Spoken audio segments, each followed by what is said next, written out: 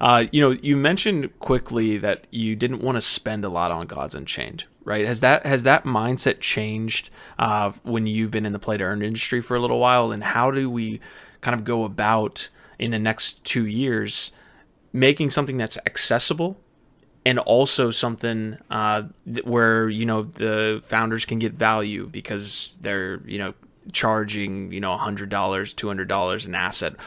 How has that mindset changed since you first got in? Should you spend money on a game like Gods Unchained? Should you put more money in, or do you think it's Gods Unchained's job to maybe keep it free to play or have that access?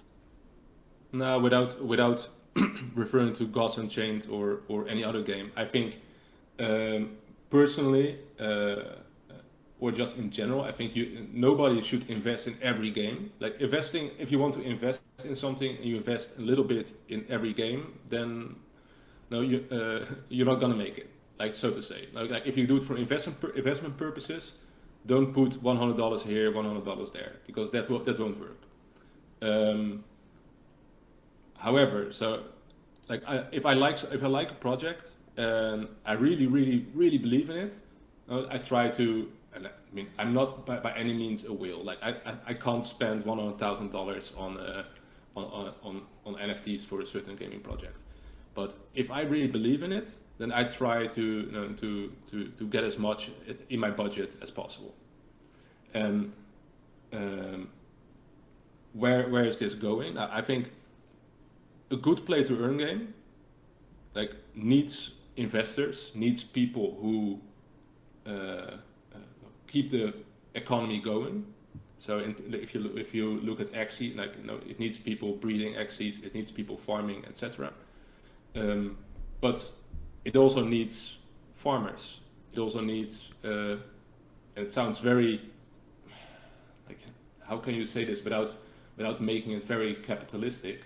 But it is an economical structure. So you have like landowners or something in that vein, and you need peasants.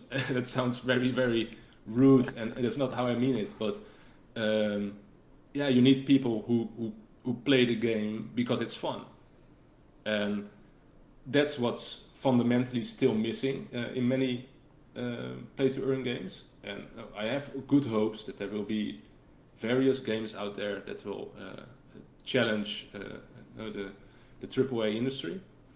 But like first, for a game to become a success, it needs to be fun. Like if you can't play it without investing, and if you invest, the game is no fun, then what's the purpose? Then it's literally a yield farming GameFi project or a project to flip. So first and foremost, like games need to become fun, and I think that's slowly happening.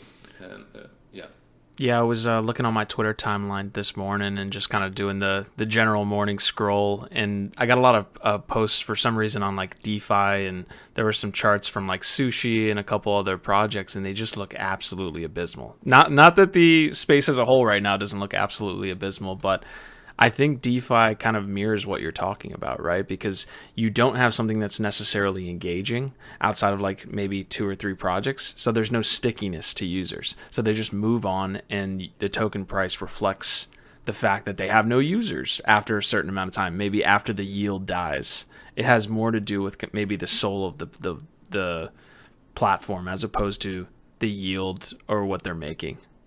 In essence, like yield farming, I mean, or like it is a very like if you have a bad or like an average product with a token that's on the yield farming platform, they just grab the high yield, sell it off, and go to the next. So there's no foundation to be made. No, so if you want to stabilize your token economy and you just throw in high yield in a yield farm and you hope for the best, that's not going to work.